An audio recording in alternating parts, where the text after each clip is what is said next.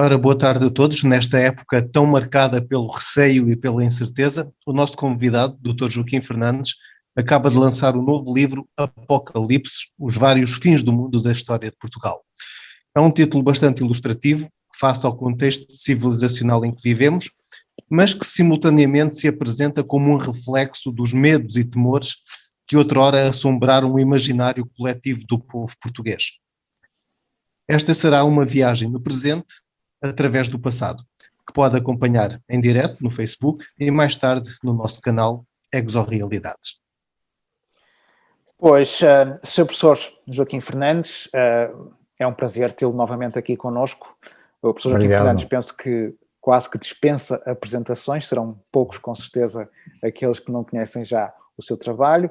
O doutorado em História, tem várias obra publicada, desde situações de Portugal maravilhoso, desculpa, Portugal agora prodigioso. As maravilhas prodigiosas de Portugal, situações dos extraterrestres também na história portuguesa, enfim, tem uma série de obra publicada muito interessante, fora daquilo que normalmente são temas mais comuns, digamos assim, e professor também na Universidade de Fernando Pessoa, esteve à frente do Centro Transdisciplinar de Estudos da Consciência, do Marian Project também, e este livro que agora nos apresenta, Os Apocalipses, os vários fins do mundo da história de Portugal. Eu já tive a oportunidade, não li ainda todo, mas já tive a oportunidade de ler uma boa parte dele, interessantíssimo, realmente. O seu professor tem esta qualidade de ingressar profundamente sobre os temas, digamos assim, indo buscar, como é que se diz, esmiuçar, era essa a palavra que queria, esmiuçar as várias notícias que vão passando. É uma espécie de escavação sem ser arqueológica, não é? Exatamente. A escavação em papéis velhos, é verdade. Mas, Sr. Professor, pode-nos falar um pouco também realmente sobre o seu livro. Vamos passar aqui desde a situação dos vários cometas, claro, meteoritos, temos as várias epidemias, os terremotos, enfim, as chuvas vermelhas, várias situações muito interessantes que a maioria das pessoas deve desconhecer, com certeza. Por exemplo, a quantidade de epidemias que já passaram por Portugal, esta é apenas que vivemos, é apenas mais uma e nem sequer será a mais impactante, não é? E nem será a última, com certeza. E nem será a última, exatamente.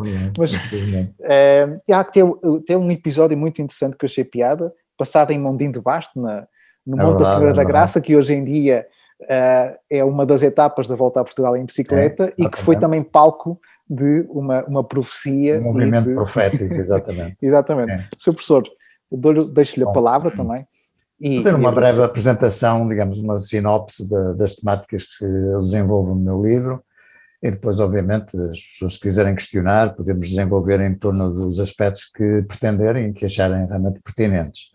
Portanto, este livro, no fundo, portanto, é uma viagem, de facto, no passado, conforme o Dr. Francisco referiu, resenha cerca de 2000 anos de história de Portugal, objetivando situações, no fundo, situações que nós hoje definimos como situações limites, experiências de crise, não é?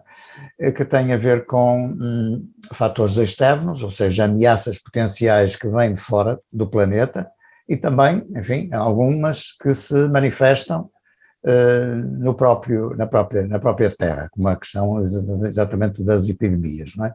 Portanto, podemos dividir aqui este campo de análise em duas áreas: os fenómenos celestes exteriores e os fenómenos terrestres interiores. Ou seja, nos fenómenos externos temos um conjunto múltiplo de situações e de ameaças mais ou menos conhecidas, como os famosos cometas, os meteoros, auroras boreais, eclipses, não é? E em termos de terrenos, em termos daquilo que é mais vivível e palpável e imediato, são as famosas epidemias, as crises que têm a ver com secas, com inundações, com sismos, essencialmente esse que é verdadeiramente um fator extremamente marcante na nossa história, não é? Que a sua máxima expressão é o famoso terremoto de Lisboa, e não só de 1755, e, enfim, todo um conjunto de manifestações que despertam o quê? Uma emoção fundamental no ser humano, que é o medo. E como diz um grande escritor norte-americano especializado, enfim, na ficção de terror, o H.P. Lovecraft, o medo é das das emoções mais antigas da humanidade. E ainda mais quando se reporta ao desconhecido. Portanto, o medo do desconhecido é ainda mais marcante e expressivo nas reações das sociedades humanas e dos indivíduos que a compõem. Portanto, no fundo, quem puder fazer, e quando se fizer a revisão destes acontecimentos que eu exponho no meu livro, e que remetem exatamente para situações, inclusive antes da fundação de Portugal, enfim, do período da romanização, inclusive, o período em que depois, enfim, se vão repetindo sintomas de grande alarme social, de grande confrontação com as convicções, nomeadamente religiosas, das populações, e que motivam o desplotar dessa sensação que eu acabei de falar. No fundo, é a grande dominante em todos estes quadros e situações limite, que é o medo do desconhecido. O que nós estamos a enfrentar hoje é uma expressão desse desconhecido, porque apesar de, enfim, do coronavírus ser uma família de vírus devidamente datada e identificada, não deixa de ser uma nova estirpe, e aqui está de novo a novidade, que naturalmente inflige sensações de receio, de pânico coletivo e de desordem social, como estamos vendo no decorrer e na cronologia deste episódio que, enfim, temos a desdita de viver contemporaneamente. Professor, este seu livro revela todo um conjunto de acontecimentos, alguns reais, outros meramente proféticos, que agem como indutores de medo. Eu gostava de saber a sua opinião sobre a origem deste sentimento e também o fascínio que ele parece despertar no ser humano, pois estamos constantemente à procura de novas situações apocalípticas futuras. É verdade.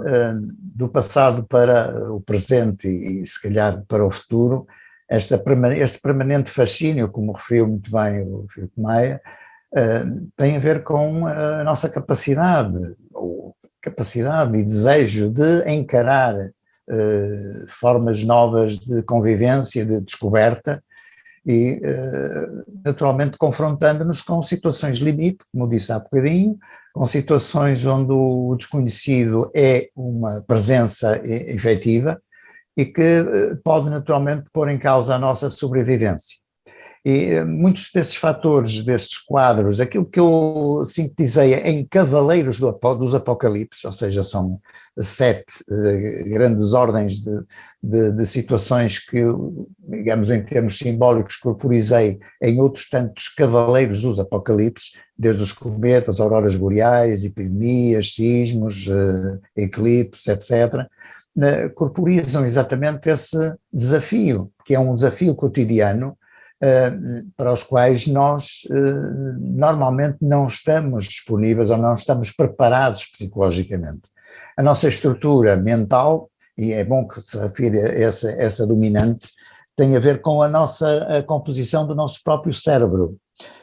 Pronto, em termos, digamos, anatómicos, neurológicos muito simples, há quem chame ao nosso cérebro primitivo o cérebro reptiliano. Portanto, é uma forma, digamos, analógica, embora em termos da neurologia contemporânea não seja precisamente designado como o cérebro reptiliano, mas no fundo reporta-se ao cérebro primitivo, à primeira organização cerebral que tem a ver com a sobrevivência, ou seja, tem a ver com os desafios que, digamos, o exterior nos ia impondo na nossa caminhada evolutiva e que tem a ver exatamente com a necessidade de sobreviver, a necessidade de nos reproduzirmos, portanto, tem a ver com esse fator também da reprodução da espécie, que está exatamente também associada a esse, digamos, cérebro, que hoje, em termos mais científicos, se chama cérebro, digamos, primitivo ou instintivo, digamos assim, não é? Portanto, todas essas reações instintivas têm a ver com essa dupla faceta, digamos, do ser humano. Ele está disponível e pronto para enfrentar novos desafios, novas descobertas, mas simultaneamente reage também da mesma maneira ao longo dos tempos e ao longo de todos estes desafios de um mesmo modo, digamos, receando, temendo e organizando essas reações em fórmulas que muitas vezes são fórmulas religiosas ou para-religiosas, digamos, de proteção, obviamente, dos deuses, das divindades, das formas superiores que as nossas religiões, as nossas convicções nos vão, digamos, nos vão permitindo, à medida que também vamos desenvolvendo o nosso espírito, não é? Portanto, essa faceta é uma faceta verdadeiramente exaustiva, mas permanente, e que coloca exatamente essas duas funções em paralelo, o desafio e o apelo ao novo, ao desconhecido, e o receio e o temor desse mesmo desconhecido. Eu acho interessante que, eu não li ainda o livro todo, mas dá-me a entender que, portanto, todos estes pequenos apocalipses que vão sendo mencionados, pelo menos daquilo que eu li até o momento, não há aqui nenhuma forma mais de jogo de controlo da população, mas mais de anúncio de que algo vai ocorrer, e há realmente essa gestão de medo, mas não tanto a gestão do medo como força de controlo, mas como lá está, mais de sobrevivência, aquilo que o Sr. Professor neste momento estava a dizer. Exatamente, exatamente. Há aspectos, digamos, que vão desde o muito sério e o dramático ao cómico e ao divertido, como devem ter percebido, não é? Aliás, algumas alegadas profecias, que obviamente, infelizmente, não se verificaram, porque já por mais, enfim, de uma dezena e de centena de vezes que se anuncia o fim do mundo por várias modalidades, e sobretudo as que estão referentes ao espaço exterior, não é? À passagem de cometas, à aproximação de asteroides, etc., é comumente repetida no transcurso do meu livro e nos tais 2000 anos de referências históricas. Porque é preciso também lembrar o seguinte: o meu livro não fala apenas de situações internas, geradas internamente e geridas internamente. Estamos a falar de muitas situações alegadamente proféticas que não se verificaram, que eram anunciadas no exterior, difundidas pela imprensa, e sobretudo quando a imprensa começou a criar uma certa importância social, quando se tornou de facto um espaço público de grande importância e grande dinamismo, tudo a partir naturalmente de meados do século XIX português, também aqui começavam a chegar notícias desse tipo de fenómenos, e que naturalmente provocava grande agitação e grande perplexidade. Basta falar no caso do Halley em 1910, não é? Porque eu tive a ocasião de tratar, até num documentário específico, o Halley, o cometa da República, que de facto se anunciavam, enfim, anunciava-se o fim mesmo do planeta, e todo um trajeto de reações que variavam entre o divertido e o dramático, entre aquilo que era importante referir como, enfim, a salvação das almas, com as pessoas mais crentes a fugir para as igrejas e a procurar a última confissão da sua vida, para ter direito a um lugar no céu, e por outro lado reações divertidas que usavam exatamente até o espetáculo. Teatro de revista, por exemplo, chegou a haver uma revista no Cometa, com este título muito interessante e sugestivo, não é? E que, de facto, digamos, canalizava o humor como uma tentativa de superação do próprio medo, ou seja, reações humorísticas, inclusive da imprensa, há imensos cartoons da imprensa dessa época, até ao desfecho enfim, do aparecimento do Cometa, que se manifestavam exatamente por caricaturas que tinham também a ver com motivos religiosos, com digamos, a importância dos padres junto das populações portuguesas, mas também teve essa faceta de festa, ou seja, teve aquilo que nós hoje designamos por, enfim, as atitudes anti-desconfinamento, não é? No fundo, digamos, uma contracorrente àquilo que é hoje, enfim, que nós hoje vivemos, as atitudes de reserva, de prudência, de distanciamentos, etc, etc. Portanto, é uma filosofia muito interessante que, no fundo, opunha o drama, a expectativa dos últimos dias, não é? Vivido pelas populações mais carentes nas igrejas, com atitudes de completo desvario, que se alinham naquele célebre ditado latino carpe diem, ou seja, goza o teu dia, e que no interior rural português, por exemplo, no caso do episódio, eu cito sempre o episódio de 1910 do Cometa Halley, porque ela é muito expressiva em termos da cobertura que os jornais fizeram dos comportamentos e as reações das pessoas. E muitos homens, sobretudo homens, refugiavam-se nas tabernas para beber os seus últimos copos, não é? Porque de facto vinha aí o fim do mundo, iam acabar e queriam ir pelo menos para outro mundo bem bebidos. Portanto, essa é uma faceta muito interessante que no fundo se compagina hoje com algum tipo de reação que nós hoje estamos a observar, não é? Os desconfinamentos, os ajuntamentos mais ou menos emotivos e de protesto, etc., têm esse caráter de carpe diem que foi vivido em muitas instâncias neste percurso histórico dos apocalipses em termos nacionais. Nesse aspecto, de facto, a sociedade não evoluiu muito. Não, exatamente, os comportamentos são os mesmos, seja as reações emocionais, de rejeição ou de aceitação, e a própria vivência, não é? A própria vivência humana, com todas as suas limitações e todos os defeitos e virtudes que comportam esse tipo de reação numa situação limite, que é hoje também aquela que nós estamos a viver atualmente, não é? Aliás, portanto, no fundo, só para acrescentar, aquilo que se falava de falsas profecias que não se vieram a verificar, no fundo é hoje aquilo que nós definimos, mais em termos de vocabulário atualizado, de fake news. São as fake news das épocas transatas, eram as profecias, e as profecias de hoje são as fake news, não é? Há aqui um antagonismo de facto muito interessante entre o receio da morte e o querer viver intensamente o último dia das nossas vidas. Exatamente. Aliás, exatamente, o Filipe tem muita razão, porque nessa expressão, nessa dualidade contraditória, temos, por exemplo, o caso da peste bubónica de 1899, ela é muito expressiva também noutras dimensões do problema que nós hoje vivemos atualmente, que é o dilema entre economia e saúde, não é? Entre aqueles que têm que sobreviver e têm que trabalhar e não podem, pelas limitações impostas pelas autoridades sanitárias, e aquilo que era a vida de uma cidade. O Porto, em 1899, ergueu-se com, digamos, as suas forças vivas do ponto de vista do comércio e da indústria, sobretudo do comércio exportador, contra o cerco sanitário a que o governo impôs à cidade quando começou a aparecer as primeiras manifestações da peste bubónica em Portugal.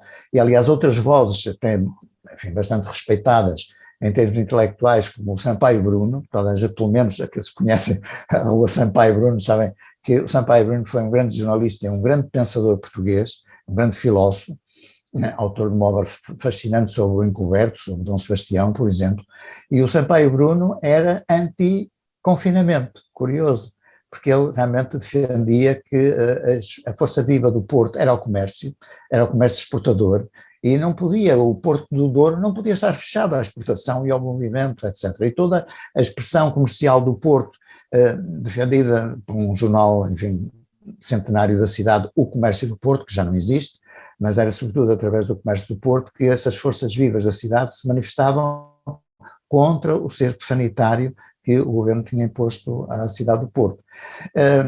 Obviamente, nesse capítulo, também evocar outra figura importante, que a esse devemos, de facto, a identificação da estirpe do patogénio que provocou a crise de 1899, foi o Dr. Ricardo Jorge. O Dr. Ricardo Jorge era o responsável da saúde municipal da Câmara Municipal do Porto e foi ele que identificou o perigo do patogénio, que causou cerca de 140 mortes na cidade e que manteve exatamente a cidade confinada por forças militares durante mais de um ano. Portanto, foi um confinamento militar forçado a que o Porto esteve sujeito. Aliás, foi exatamente o segundo cerco do Porto, desta vez por via do problema do patogénio, do bacilo, da peste bubónica. Portanto, como veem, estes fatores de confinar, desconfinar, economia, saúde, que nós hoje discutimos, hoje diariamente, não é? As vantagens e desvantagens, os porquês e as razões, já estavam presentes nessas situações passadas e, portanto, é mais digamos, um dado instrutivo que nos remete para que todas estas experiências de apocalipse e de alegados fins do mundo que nós tivemos previamente, no fundo, são-se a refletir hoje na nossa experiência face a este vírus. Tal e qual, é de facto impressionante. A história, como dizia a minha antiga professora no liceu, a história é a mestra da vida.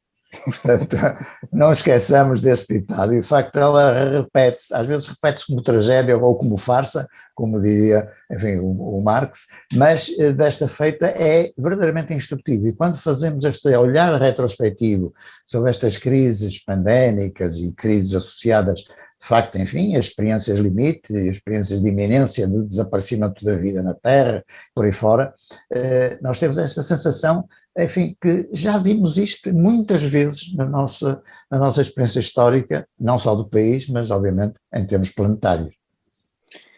Professor, eu acho interessante aqui uma curiosidade, é que no que toca, por exemplo, aos cometas, aos meteoros,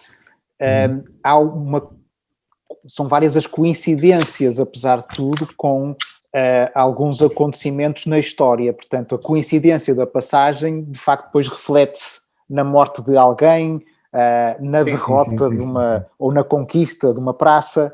A nossa história está repleta dessas mortes coincidentes com este tipo de fenómenos externos, sobretudo por ocasião de eclipses e, como disse também, o aparecimento de cometas, que foram sempre, digamos, ligados a prenúncios, a prognósticos, a profecias, e o nosso país sendo muito tocado por essa dominante sensível da profecia, porque temos uma vertente sebastianista, não é, de todos conhecidos, que tem uma força muito importante, digamos, no subsolo mental português, ele facilmente é reavivado e é reativado para este tipo de comportamentos. Portanto, o comportamento profético ou sebastianista está muito despertado e temos um conjunto de situações que eu retrato no livro, em que há coincidências de mortes, ou a questão, por exemplo, do cardeal Dom Henrique, que morre também nas imediações da nossa ida, enfim, à fatídica Batalha de Alcácer Quibir, mas é precedido exatamente pelo aparecimento também de um cometa. A mulher de Dom João I também falece também por ocasião da peste de Lisboa, quando do cerco de Lisboa pelas tropas de Dom João de Castela, em que também, no fundo, os portugueses são beneficiados em detrimento do invasor castelhano, que é altamente castigado pela peste. É curioso, nós ficamos de fora desse castigo, e quem é fartamente castigado é o invasor castelhano, que é obrigado a levantar o cerco de Lisboa e a retirar-se para Castela.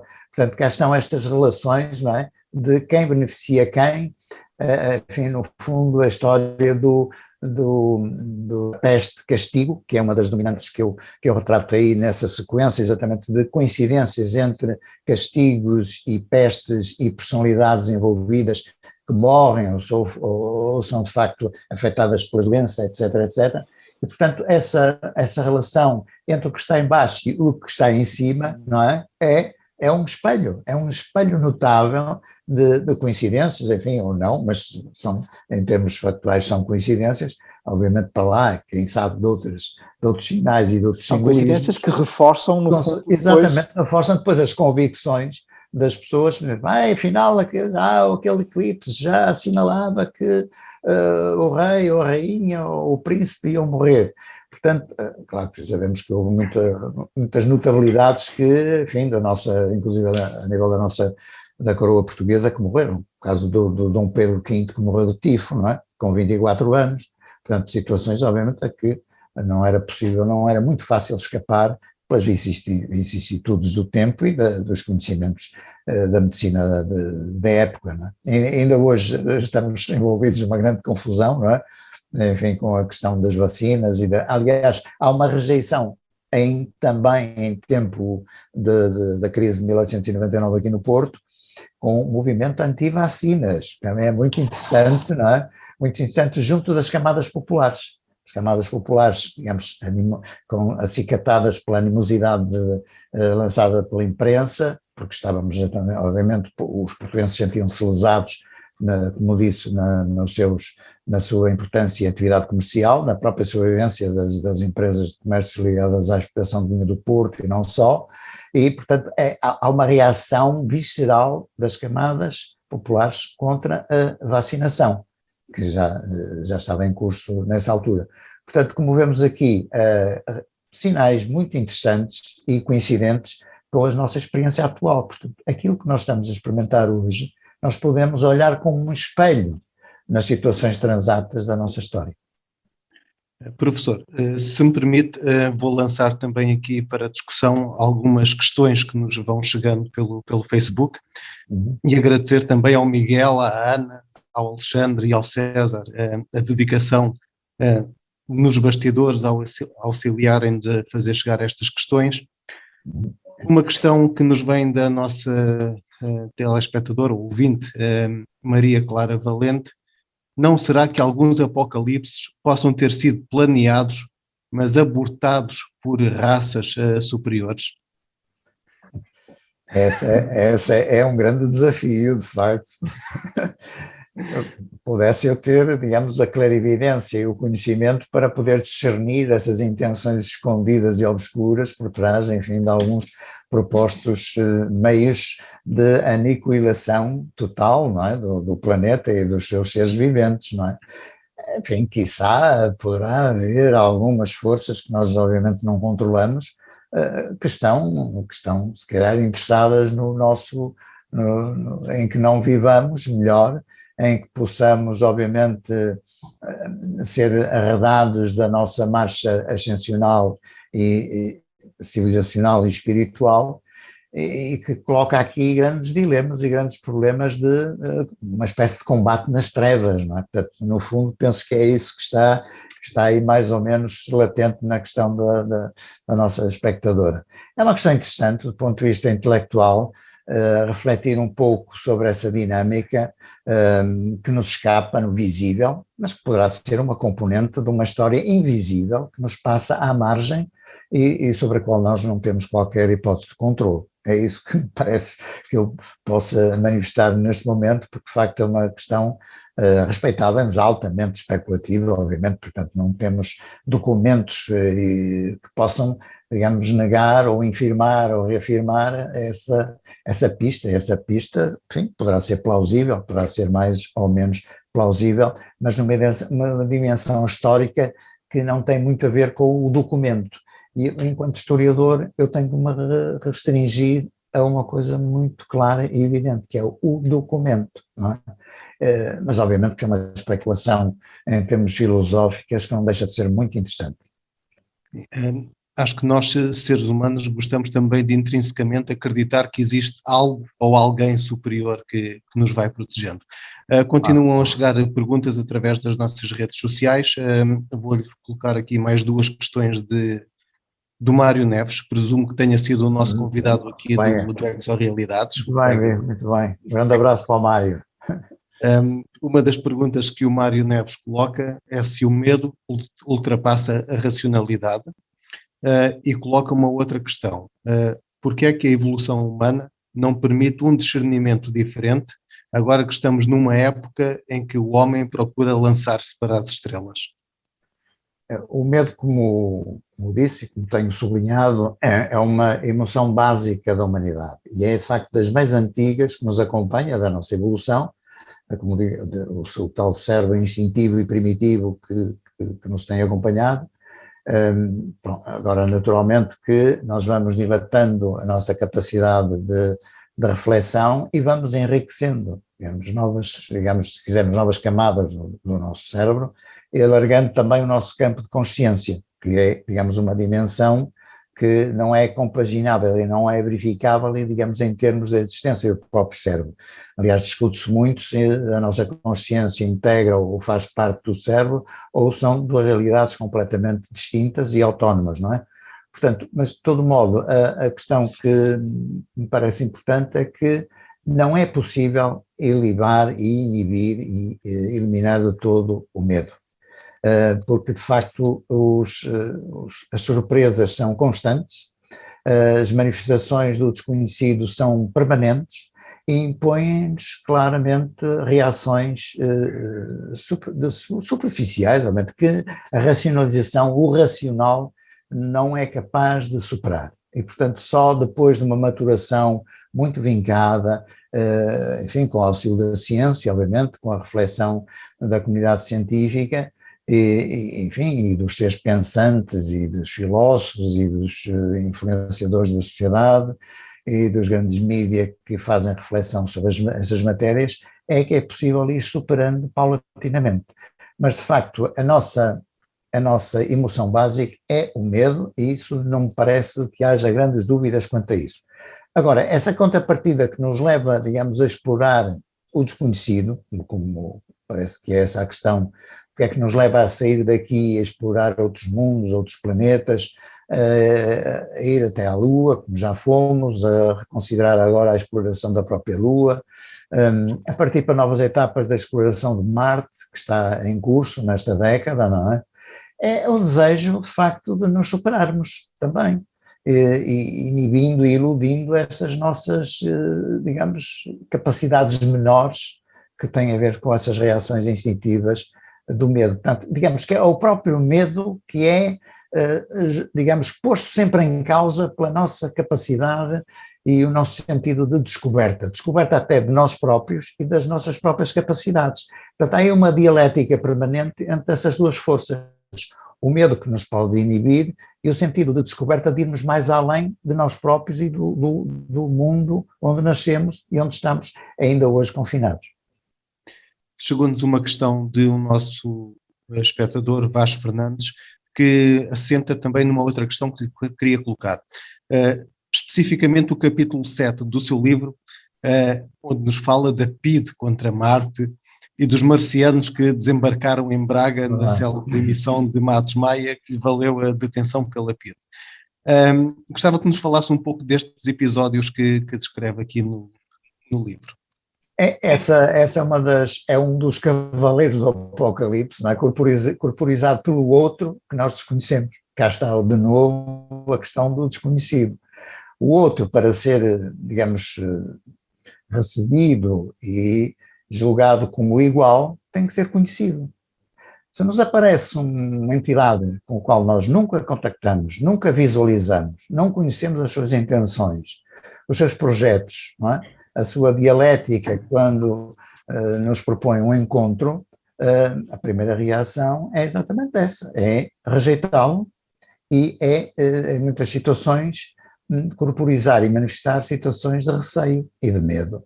E daí as fugas que nós verificamos é quando do episódio da recriação dramática, no fundo o que é que foi? Foi a recriação dramática em termos de rádio, não é? Do célebre romance do Herbert George Wells, A Guerra dos Mundos.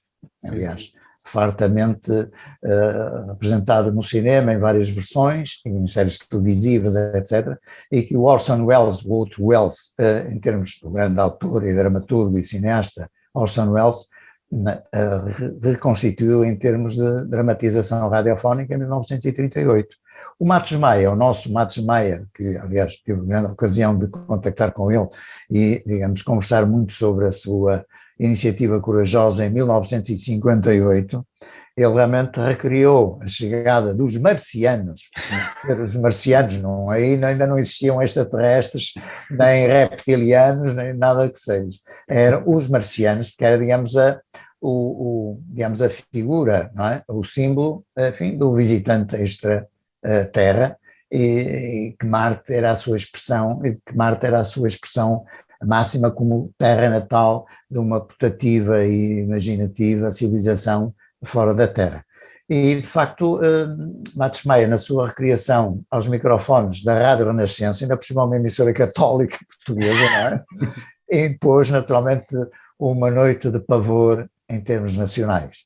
As reações, se virem os recortes que eu cito no meu livro, as reações da imprensa portuguesa são, de facto, de um temor também similar àqueles que depois, enfim, as personalidades políticas terão manifestado e que levaram a PIDE, a Polícia Política, a chamar o responsável desta brincadeira, não é, como eles diziam, esta brincadeira radiofónica, o Matos Maia, ao famoso edifício de António Maria Cardoso, não é, sede da PIDE, onde de facto o Matos Maia passou um dia muito apertado, porque de facto não foi nada de brincadeira. Aliás, os inspectores da PIDE que o interrogaram, disse, vocês nunca mais se metam com estas brincadeiras do espaço.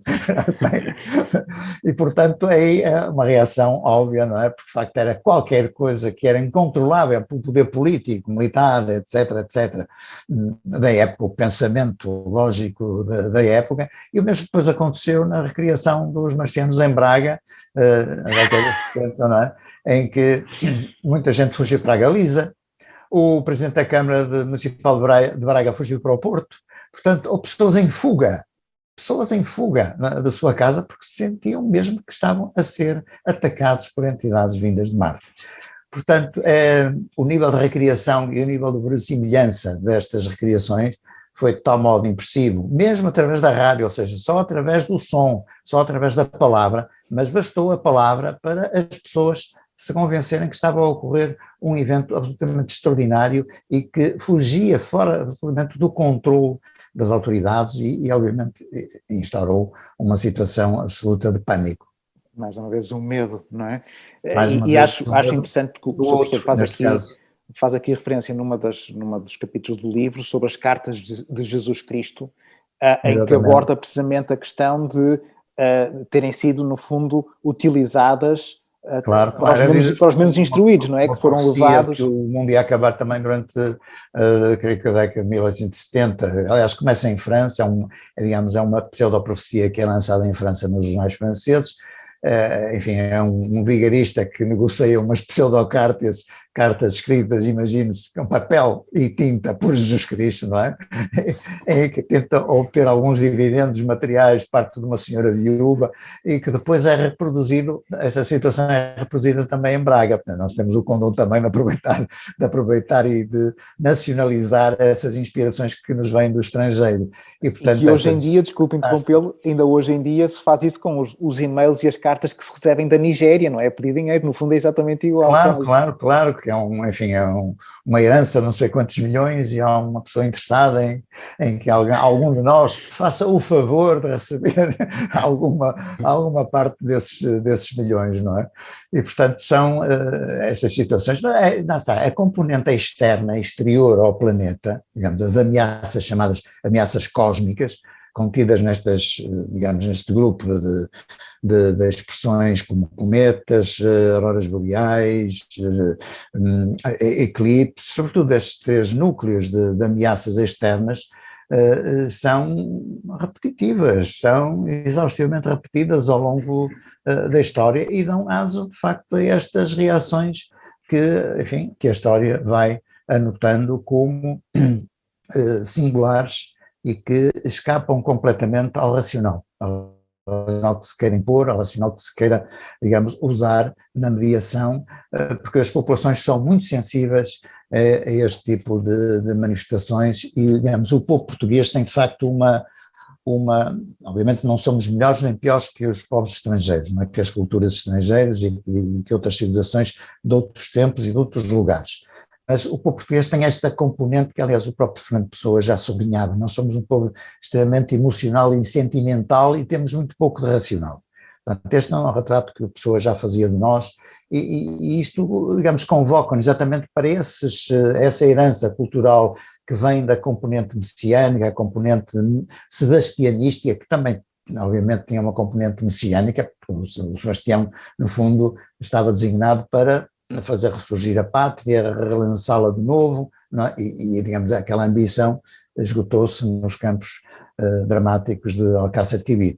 Mas essa componente sensível da nossa maneira de ser, da nossa maneira de estar, tem muito de superstição base, e sobretudo nas camadas, não estamos aqui a valorizar, a dizer que a cultura urbana é melhor e a pior, enfim, é superior à cultura, enfim, do interior rural português, mas de facto, daqueles apontamentos que eu tenho no meu livro recheado de reações primárias, no fundo são reações supersticiosas, que são feitas desta dominante, e no fundo aquilo que o Dr. Francisco citou há bocadinho do grupo de Mondinho de Basto, não é? em torno do Monte Farinha, que também se chama, não é? Anunciava um dilúvio de areia, em 1759, e portanto era mais uma componente muito interessante que tinha a ver neste caso com aquilo que eu identifico, o elemento terra. A areia tem a ver com o elemento terra.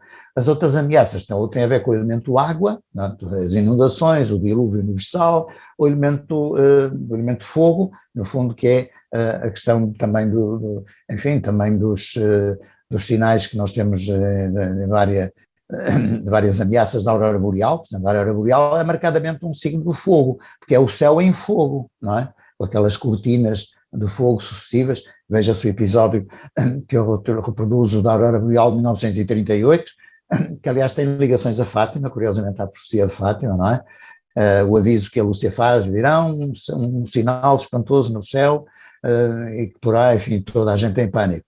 E portanto, os elementos estão todos aqui, não é? Todos os elementos vitais da natureza estão aqui representados, curiosamente, e todos eles se reproduzem e refratam nos grandes 4 elementos da natureza.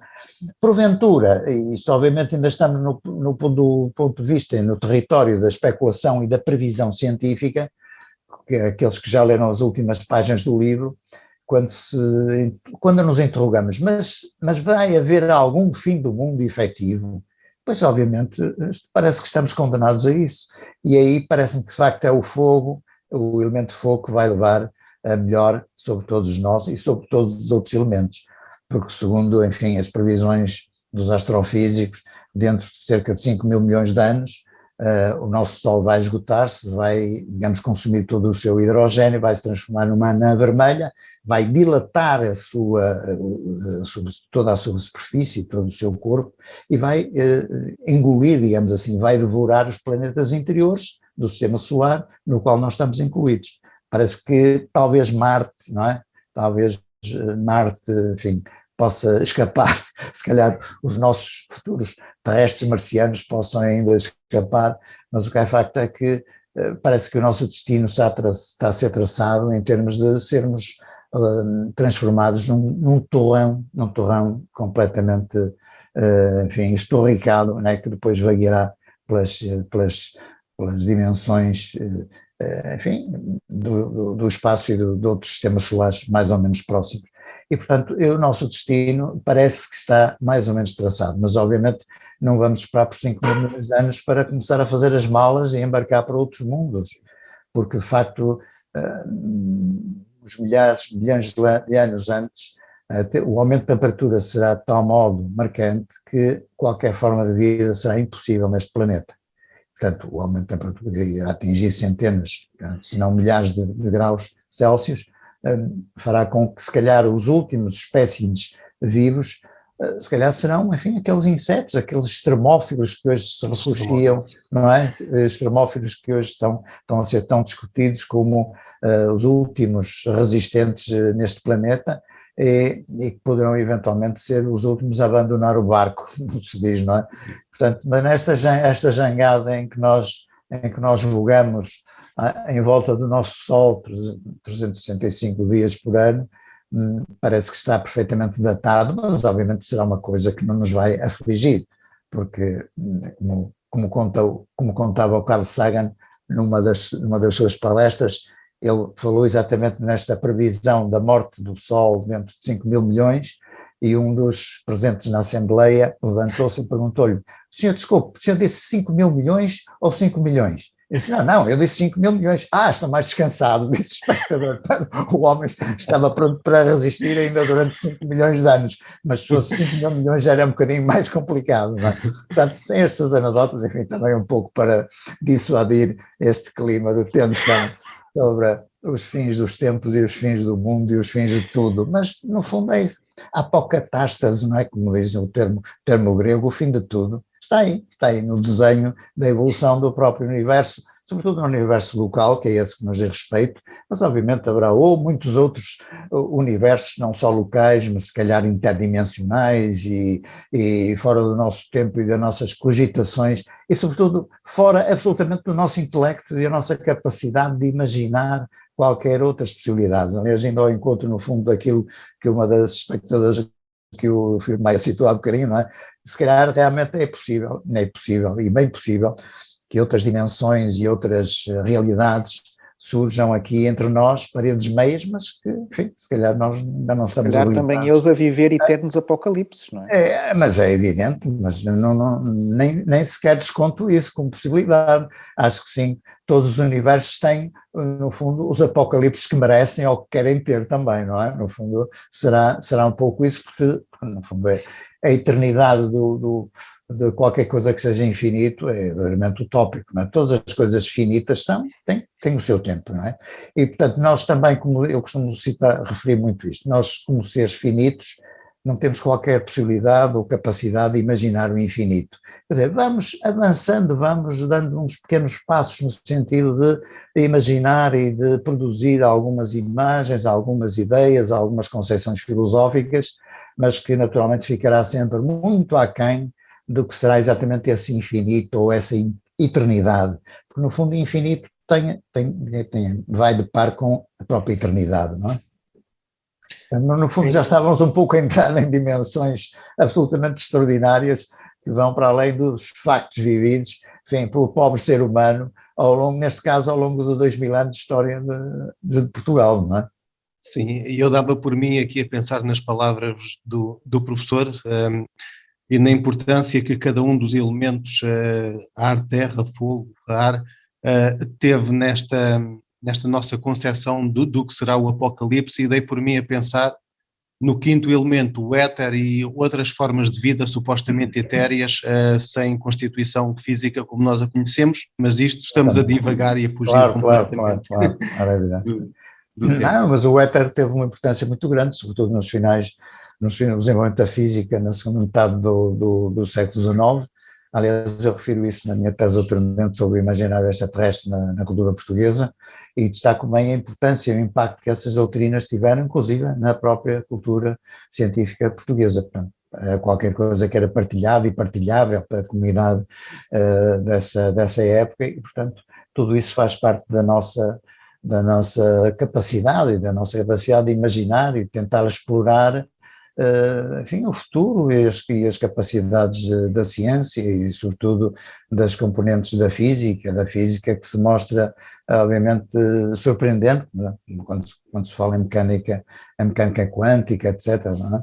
Mesmo com as limitações e as incapacidades e as aprendermos completamente, porque de facto há paradoxos incríveis, não é? Que norteiam essa faceta da quântica, mas que obviamente está aí no mundo que não vemos, não é? No mundo que nem sequer pressentimos, mas que nos passa aí permanentemente ao lado e com o qual nós coabitamos. A conversa com o professor Joaquim Fernandes fez fervilhar aqui as redes sociais. Eu peço desculpa ao Francisco, mas vou colocar aqui mais uma ou duas questões para conseguir acompanhar minimamente o ritmo que as perguntas chegam. Entretanto, sobre que estamos a ser acompanhados no Brasil e na Argentina também, o que é excelente. Uma das perguntas, vou resumi-la, é muito extensa. Será que a Bíblia terá sido o primeiro responsável pela crença no Apocalipse? E se assim foi, será porque não sofremos qualquer influência desde há 2000 anos, ou porque o medo pelo desconhecido prevalece acima de tudo? Esta é uma das questões que chegou. E uma outra fala-nos: todo o Apocalipse, após o seu fim, será sempre o nascimento de algo? Do diálogo? De algo. Ai, de algo. O fim para mais tarde muito bem. o recomeço. É evidente. Sobre a primeira parte da questão, creio que os dominantes da nossa própria tradição cultural, marcada exatamente pelo discurso messiânico, de componente de feição sebastianística, etc., tem, obviamente, uma refração imediata da nossa cultura bíblica, da influência do cristianismo entre nós, e essa matriz joanina, que obviamente quando se fala em Apocalipse fala-se no apóstolo João, não é? Que curiosamente diz ter recebido, digamos, todo o conteúdo do Apocalipse por via indireta de escrita automática, quando estava no seu exílio na ilha de Patmos, não é? Portanto, há aqui uma circunstância muito interessante, digamos que é uma inspiração de João, mas ele confessa claramente, aliás, o padre António Vieira refere e sublinha essa componente e essa faculdade que o João teve de receber essa informação por escrita automática, ou seja, inconscientemente ele viu a sua mão a escrever, digamos, o texto do Apocalipse. Esse é um aspecto muito interessante porque introduz aqui um elemento do paranormal, não é? Da componente paranormal mais profunda, digamos, na produção de textos espirituais e nesta componente de textos proféticos. Digamos que há aqui, digamos, quase uma anulação do espaço, fazendo com que essas informações supostamente ultrapassem barreiras temporais e cheguem a determinados receptores por via inconsciente e sejam reproduzidos mecanicamente. Aliás, como se verificou no famoso pré-anúncio das aparições de Fátima, não é? Em 1917, meses antes delas ocorrerem, pelos grupos espíritas também.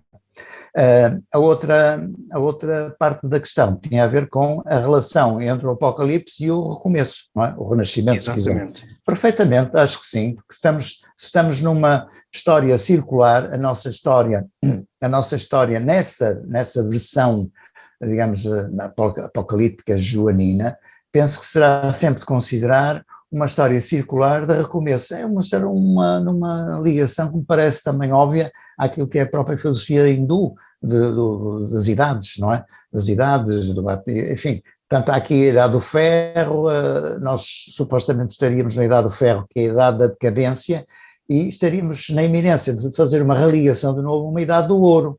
Portanto, aqui a relação óbvia que me parece entre um apocalipse, fim de um tempo ou de uns tempos históricos, poderá ser uma projeção, afinal, para um novo ciclo de recomeço e de regeneração. Aliás, vemos isso até em vários autores de ficção científica, também tenho introduzir aqui a ficção científica é também dos meus hobbies de leitura, não será de estranhar, não é? E tenho lido alguns autores de ficção científica que usam muito este argumento das ideias, da circularidade das idades, fazendo com que a idade do ferro, tratando com que a idade do ferro seja a antecâmara de uma nova idade do ouro, portanto um novo recomeço que no fundo iria ao encontro dessa questão colocada pela nossa espectadora. Voltando aqui à questão indo buscar o livro do Apocalipse, achei interessante o seu professor também fazer menção, claro, tinha que ser, ao ano de 1666, o ano da besta, não é? O ano da besta. Aliás, está relacionado com o grupo de Mundo de Basto, não é? Com o exatamente. Grupo que citam exatamente. Porque há um ciclo muito interessante no século XVII português, que tem a ver com os redentores, que alegadamente vão aparecendo em barrigas, se quisermos, portadoras de freiras conventuais, não é? Exatamente. Portanto, há meia dúzia de situações, os partos místicos, não é? Os partos místicos, ou seja, muitas, meia dúzia de freiras, casos exemplares, foram muito bem estudados nos documentos da Inquisição, porque naturalmente esses casos passavam pelo crivo da Inquisição, do Santo Ofício em Portugal, e que alegavam elas que era de facto, não, o que nós vamos dar à luz é no fundo de novo um Cristo, mas é o novo Jesus que irá nascer aqui das das minhas entranhas, não é? Há aqui, naturalmente, enfim, suspeitas de saber se é o que é que as coisas, como é que as coisas ocorriam, não será assim uma coisa tão mística e tão espiritual, não é? Aliás, eu trato também um pouco essa faceta, aliás, foi na minha investigação de mestrado, nos Silenciados e Silenciosos, onde eu trato da vida interior monástica do século VII português, nos conventos portugueses, não só femininos, mas masculinos, e essa componente também do parto misto também está ligeiramente aflorada. Mas há investigações muito sérias e muito competentes sobre esse ciclo dos partos místicos, de freiras monásticas que concebiam alegadamente, enfim, redentores que vinham suceder, enfim, à figura e ao papel que foi desempenhado por Jesus Cristo há 2000 anos. É uma faceta muito curiosa também. Bastante mais mundana, naturalmente, não é? Para a nossa leitura atual. Há aqui um outro exemplo que já nada tem a ver, mas que acho muito interessante em termos destas visões proféticas. Cesário de Arles, monge, bispo do século VI, que antevê ou prevê as invasões napoleónicas. Acho muito interessante. Isto, quer dizer, no fundo, foi algo que o seu professor encontrou apenas na sua investigação, ou foi algo que, de facto, foi dado a conhecer na altura para justificar algum pânico? Na altura em que se produziram as invasões francesas, houve, de facto, uma produção literária de textos anti- e pró-napoleónicos, como é óbvio, sabemos hoje bem isso, não é? E que se apoiavam exatamente a alguns textos portugueses que eu cito, referiam essas profecias, enfim, anteriores, que são aí citadas por mim. E, portanto, a conjuntura napoleónica foi também vista como uma grande ameaça, como sabemos, à continuidade da nossa nacionalidade como país. Depois a sequência da fuga da família real de Dom João VI para o Brasil, ainda mais acentuou esse isolamento, essa orfandade que estava mais ou menos prevista e planeada, e que com textos que iam circulando no século XVIII português apontavam de facto para esse tipo de profetas de origem francesa que tinham sido responsáveis por esses alegados textos preventivos ou proféticos daquilo que iria ocorrer entre nós. Portanto, são documentos citados do século XVIII que citarão outros antigos e que estabeleciam uma corrente, uma verdadeira corrente de textos proféticos que vinha desde a Idade Média, não é? Isto para não falar na questão do ano 1000, o famoso ano 1000, não é? Na nossa Idade Média, que, segundo alguns autores, não terá tido tanto impacto negativo e dramático e catastrófico como inicialmente foi propulando por alguns autores e algumas obras, mas o que é certo é que impôs um receio coletivo tremendo, com aquelas reações óbvias que eu já fui citando, não é? Fuga para as igrejas, enfim, movimentos populares extremamente dramáticos e violentos também. Aliás, há movimentos europeus de origem rural, de origem camponesa, inclusive, que se manifestam e organizam a partir do ano 1000, portanto, com uma tentativa de reação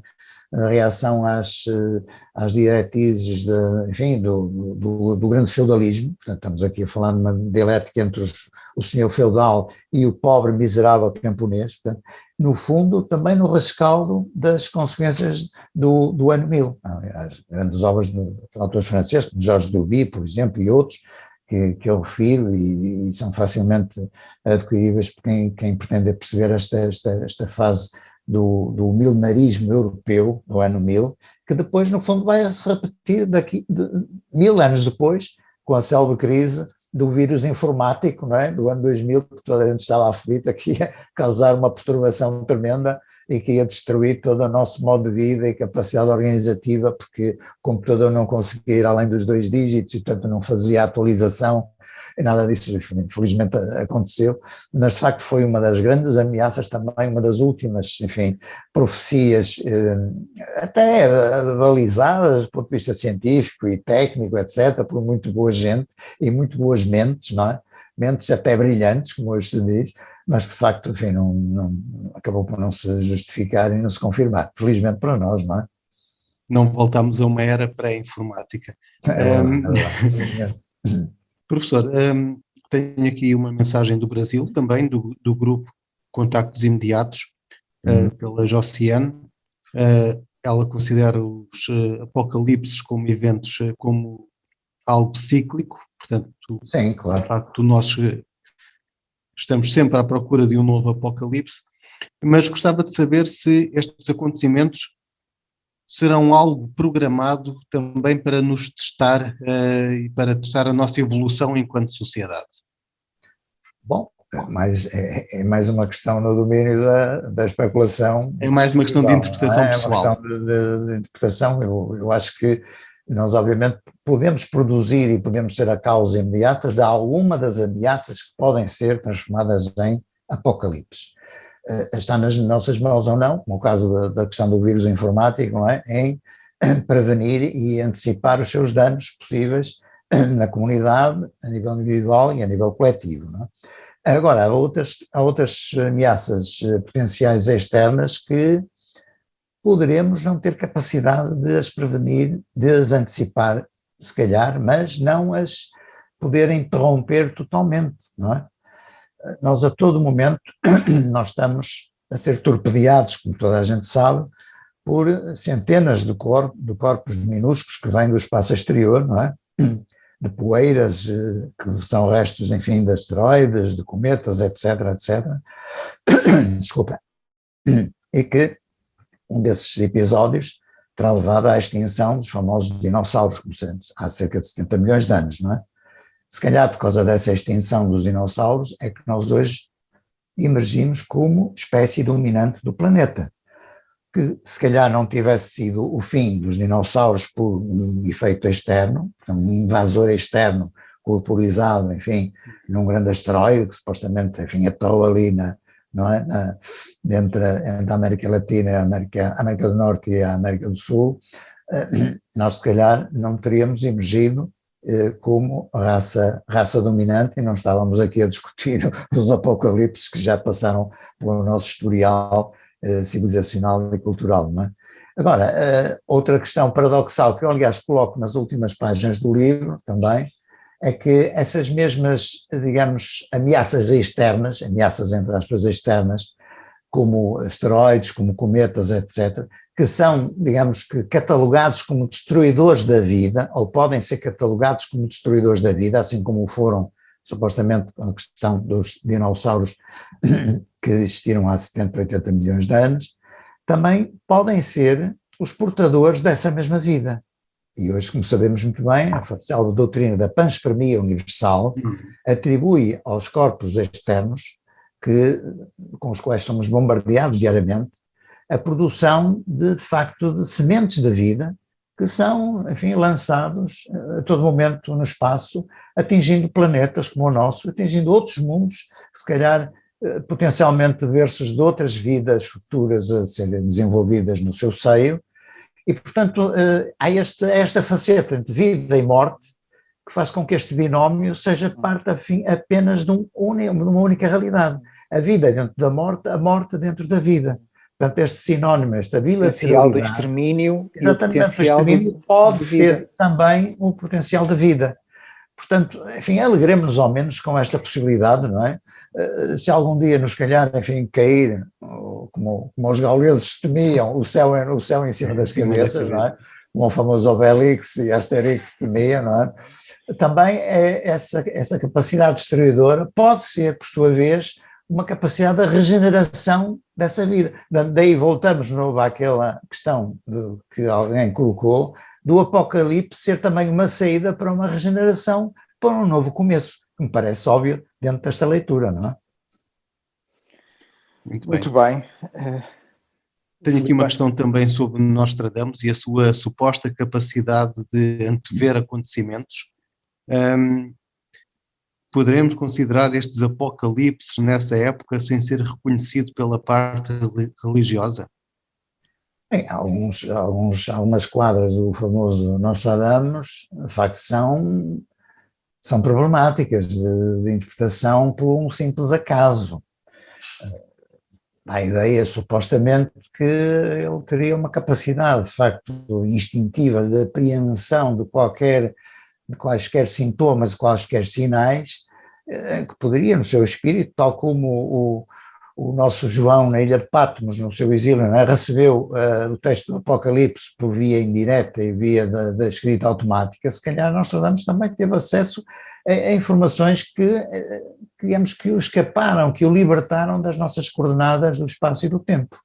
Agora, não podemos provar absolutamente nada, porque de facto há quem discuta muito que as suas quadras, as suas indicações são demasiado genéricas, podem ser, digamos, aplicadas a muitos cenários e muitos acontecimentos em determinados momentos e, portanto, nada do que ele alega pode ser uma confirmação, mas também não podemos dizer o contrário, não é? Porque, de facto, há ali algumas pistas que são, pelo menos, desafiantes e que colocam problemas muito interessantes do ponto de vista dessa capacidade profética, não diria profética, mas, digamos, de superação, como disse há bocadinho, das barreiras do espaço e do tempo, não é? Por via de um determinado inconsciente coletivo, se quisermos.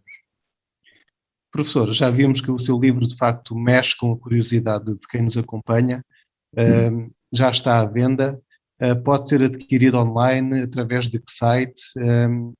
Sim, penso que é importante que as pessoas que estejam interessadas têm várias opções, através das redes de distribuição da UOC, a própria FNAC, a própria Contraponto tem, obviamente, também capacidade de, enfim, de satisfazer essa procura e veremos, se calhar, para outros mercados que não o português, se podemos colocar a hipótese, aliás já me foi colocada, da hipótese do livro ser também transformado em e-book, portanto em formato digital, que seja mais facilmente acessível, por exemplo, aos nossos amigos do Brasil, enfim, às pessoas que leem português fora do Portugal continental e que às vezes pode não ter grande capacidade de adquirir o livro diretamente, digamos, em termos da sua expressão física, não é, em papel. Portanto, é uma questão de, digamos, fazer essa busca e indagarem junto dessas cadeias de distribuição. Penso que não haverá grande problema quanto a isso. O livro, de facto, é acabado de chegar às bancas, foi lançado no passado dia 8. De facto, recomendamos a todos aqueles que tenham interesse, é de facto muitíssimo interessante. Eu queria só, de facto, também pedir desculpa, há pouco deu-me uma branca e não me conseguia lembrar dos nomes dos livros do seu professor, a História Prodigiosa de Portugal, que já tem 2 volumes, se não estou em erro, e o de Outros Mundos. E um terceiro que faz uma síntese dos 2 primeiros, exatamente. Tem Portugal, a história do universo também. Portugal, uma história do prodígio, a história do universo, que é a parte inicial da minha tese de doutoramento. E o imaginário extraterrestre na cultura portuguesa. O imaginário extraterrestre portuguesa que coloriza exatamente a relação que a nossa intelectualidade teve com o mote extraterrestre. A ideia da extraterrestre, desde a poesia ao texto didático e científico, não é? Até meados do século XIX.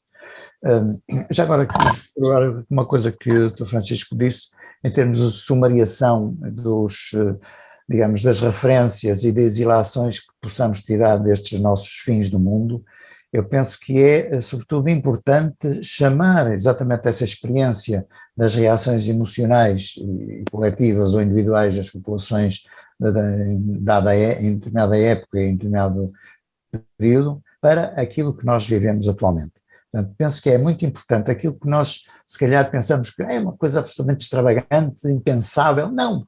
Se nós fizermos uma retrospectiva de todas estas facetas que eu reproduzo no meu livro, penso que nem mais nem menos estão aí plasmadas as emoções, as reações e os comportamentos de todas as pessoas, de todos os nossos concidadãos, em diferentes modos e em diferentes situações. É impressionante que nós estamos agora neste momento a ver uma epidemia que já, enfim, no próprio século XX não é a primeira, mas imaginemos que no século XVI, o seu professor faz aqui referência, houve 39 epidemias, coitadas aquelas pessoas. Passavam a vida a antever o fim do mundo, 39 vezes num século, não é? É evidente, e com as limitações, obviamente, que, enfim, as condições sanitárias, não? Sabemos, a questão, por exemplo, da grande peste europeia do século XIV, que, aliás, uma das facetas é exatamente a questão que eu citei há um bocadinho do cerco de Lisboa, quando, de facto, enfim, os espanhóis sofreram na pele a peste e tiveram que levantar o cerco à capital portuguesa. Mas toda a Europa, durante praticamente 100 anos, vive episódios recorrentes dessa administração, enfim, da peste negra, não é, como foi chamada, e causou milhões de mortes. É, de facto, uma das crises mais devastadoras da história mundial, sobretudo da história da Europa, não é? Bem, esperemos que esta presente não atinja nem de perto nem de longe essas proporções, o que seria de facto muito mal para toda a gente. Esperemos que não. Esperemos que não. Pois, Sr. Professor, muito obrigado pelo seu tempo. Obrigado eu pela vossa disponibilidade. Obrigado também à Contraponto, que ajudou a fazer o evento. Queria agradecer também à Exopolítica, ao site o Francisco lidera, e toda a atenção, naturalmente com destaque também para a paciência do Filipe Maia e dos nossos colegas que estiveram aí a fazer a triagem das questões, a que tive, enfim, muito gosto em responder dentro das capacidades e das possibilidades. Também, obviamente, não interessa aqui estar a extrapolar demasiado, enfim, a imaginação e o campo de possibilidades, porque já possibilidades, já elas existem, mesmo verificáveis no dia-a-dia, e, portanto, tudo aquilo que já é plausível e factual já nos é bastante para ir suportando o impacto da pandemia, quanto mais todas as ilações potenciais que estão aí também subjacentes às fake news e, enfim, tudo isso que assola o nosso cotidiano, infelizmente. Faço votos de muito boa leitura para todos. Igualmente. Seja proveitosa também. Obrigado. Boa semana para todos e até à próxima. E muito obrigado por terem estado aqui a fazer-nos companhia e a terem também o interesse de colocar questões. Um abraço e até à próxima. Até à próxima. Obrigado. Até à próxima. Obrigado. Obrigado.